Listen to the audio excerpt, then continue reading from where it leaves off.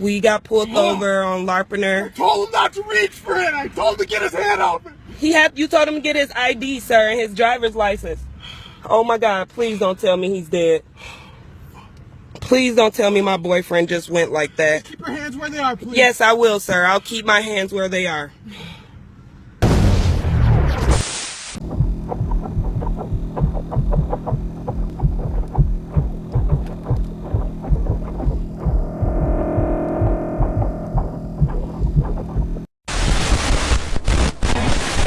no longer live in a world of nations and ideologies. The world is a college of corporations, inexorably determined by the immutable bylaws of business. The world is a business. While I tend to our new guest. No, you are awake. Good. Good. I have been wanting to speak with you for quite some time now. My. I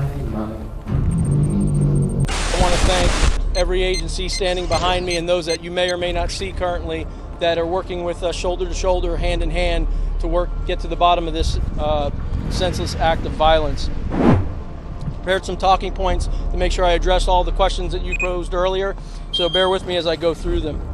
We're gathering a lot of information right now, so we want to share as much as we possibly can. First, you have to know about the $23 billion lawsuit that Ms. Cynthia Robinson won against R.J. Reynolds. A Florida jury has awarded a smoker's widow with one of the largest verdicts ever against a tobacco company. The Pensacola jury sided with Cynthia Robinson against R.J. Reynolds Tobacco Company. They awarded her with more than $16 million in compensatory damages and $23 billion in punitive damages. This black woman with her black lawyer and their team crushed the tobacco giant for $23 billion. Robinson's husband, a longtime smoker, died of lung cancer back in 1996. R.J. Reynolds vows to appeal. So their strategy to appeal this victory and win back their company before this British company takes it over is to appeal the case through psychologically implanting hate in the minds of any juror that is chosen. They want you to hate the mother, Miss Robinson. They want you to hate her dead husband. They want you to hate her child. They want you to hate her lawyers. That hate makes it easy for them to present the case as such. They're all monsters. They deserve to die. You know, and they'll present to the judge that the judge should reverse the ruling in their favor of their innocent cigarette client who did us a good service. That's the goal of all the chaos that's being presented. Tapes of the incident, which we've kept in sequence but edited for time and the appropriate content. The FBI is taking on $1 billion project to gather fingerprints, palm patterns, even digital pictures of faces. Eventually, it could expand to include iris patterns, face shape patterns, scars, even information about how you walk and talk. It's called Biometrics, and it could change the face of law enforcement. We start with George Zimmerman's call. This guy looks like he's up to no good, or he's on drugs or something. Biometrics, and it could change the face of law enforcement. Rudy Eugene. New details of the autopsy of the man accused in a cannibal attack in Miami starting to surface. Police shot Eugene dead as they tried to get him to stop his attack. Biometrics, and it could change the face. Biometrics. God bless his soul. Police shot this boy outside my apartment. They killed him. Biometrics, and it could change the face. Biometrics. Freddie Gray said, according to this witness, "Get off my neck, get off my neck."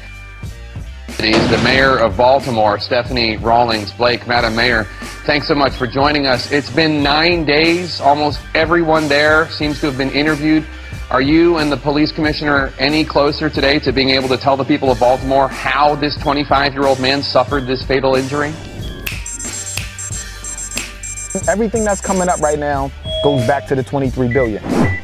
We're looking into any and all connections, both domestic and international. We're going to be as transparent as possible, but we also want to be as accurate as possible, as I stated earlier today. Given the ongoing nature of the investigation, we'll continue to provide updates when information becomes available. everything. That's why with Freddie Gray coming up, that's why Bill Cosby comes up. And all of a sudden, they got a rehash of Root that's coming out right now, right? Master Reynolds, I don't quite know how to thank you. You sure know how to make my days happy, Master Reynolds. Yes, sir, your pleasure for sure. Just do as I say, Fiddler. It's all the thanks I expect from any of my niggas. First lesson. You Toby, and I's Fiddler. And I'll rip your black hide if you don't do what I say. You don't know where you're going. You don't know about hoeing no tobacco. You don't know about hoeing no tobacco. You sure know how to make my days happy, Master Reynolds. It wasn't about Kunta Kinte. It was about he was working for the Reynolds family. You got what I'm saying? The tobacco company, the Reynolds family. So all of that's back to the case. That's how psychological warfare works. They talk about this, and this is happening over here. It's called a distraction. That's how psychological warfare works. They talk about this, and this is happening over here. Biometrics. Facial recognition software. It's technology once used only by the military and now ready for anyone to use. It's more accurate than ever, but how does it work? I figured, this is just something they say they have on the TV show 24. It doesn't really exist, but it does. How does your facial recognition software work? Well, we use a template or multiple templates of a person, and those multiple templates get compared in a split of a second to that image in front of the camera. It's a little bit like playing memory, except your deck of cards is 1 million cards, sure. And you have 1/25th of a second time to make your match. You still get it. Where's it being used right now? Part of that technology is coming from space technology, from missile target identification information, image analysis that was developed for cruise missiles, actually, or missiles, I shouldn't say cruise missiles, to find that target out there. And this technology now is coming into the civilian world. The system only submits vector data, so we don't even send your image to a recognition, so we just give features of your face. The system only submits vector data, so we don't even send your image to a recognition, so we just give features of your face. And people know it's out there, so if you're a bad guy, what if you just put on a beard or grow a mustache? I got news for you. You can grow a beard, you can lose your beard, you can grow hair, lose hair, you can gain weight, lose weight, you can change your sex. I still get you. Start to see is people being arrested for domestic terrorism.